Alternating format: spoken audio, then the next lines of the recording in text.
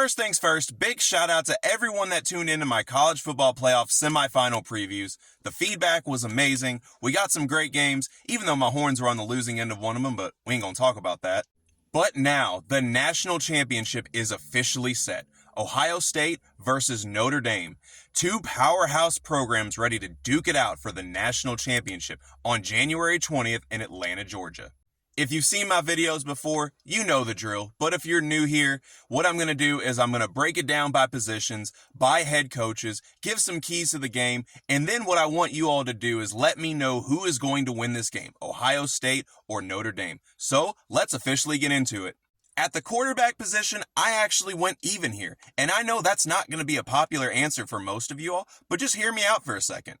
Will Howard is a great quarterback. This is no way, shape, or form shade at him. But I think Riley Leonard goes underappreciated by the average fan. And what the most impressive feature of his game is to me is just how he seems to rally his teammates around him. And that is one of the true marks of being a great quarterback. So for the quarterback position, I went with even. For the running backs, look, Love and Price are great, but it don't get much better than Travion Henderson and Quinshon Judkins. So running back was a clear choice to me, favors Ohio State. Now for my wide receivers, this was an easy choice. It's Ohio State. Jeremiah Smith alone is better than Notre Dame's entire receiving corps. So this was easy. For the offensive line, I went with Ohio State because ever since the college football playoff started, they've had the best performance of any team in the 12-team playoff.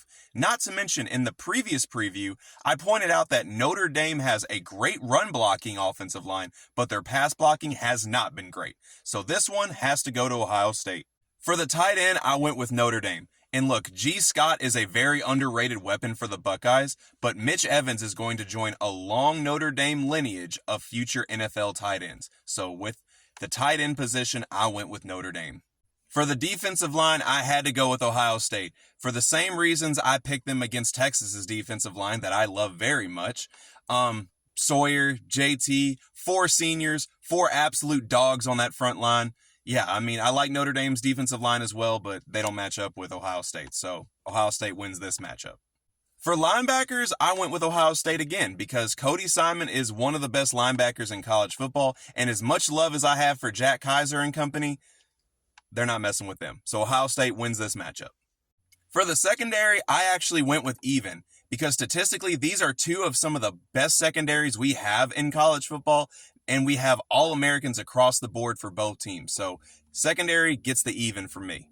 For offensive coordinator, if you listen to the podcast, you'll know that I show a lot of love to Mike Denbrock. However, Chip Kelly is Chip Kelly, and it doesn't get much better than that.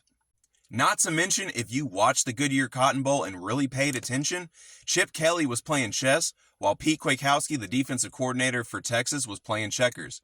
And it really showed, especially on the final play of the first half, that screen to Travion Henderson. So my edge goes to Ohio State for the offensive coordinator.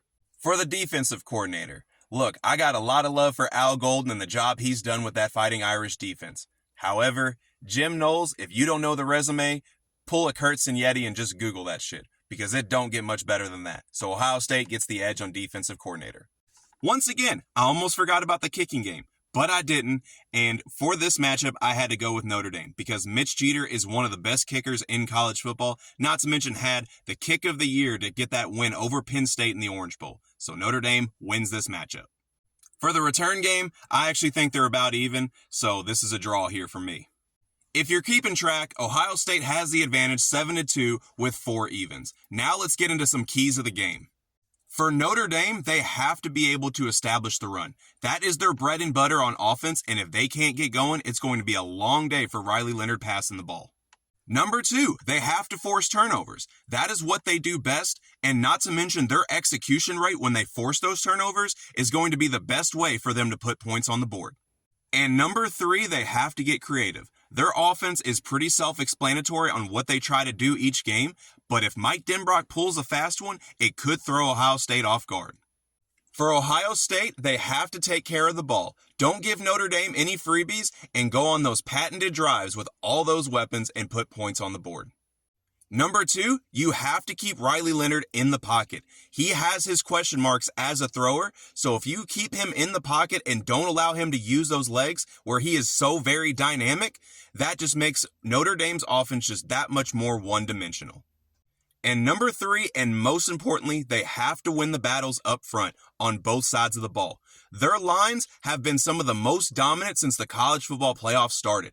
If they are able to go in and enforce their will, it could be a long day for Notre Dame. That officially wraps up the final preview of the college football season. Who wins, Notre Dame or Ohio State? Let me know in the comments, and as always, like and subscribe to Less is More Sports.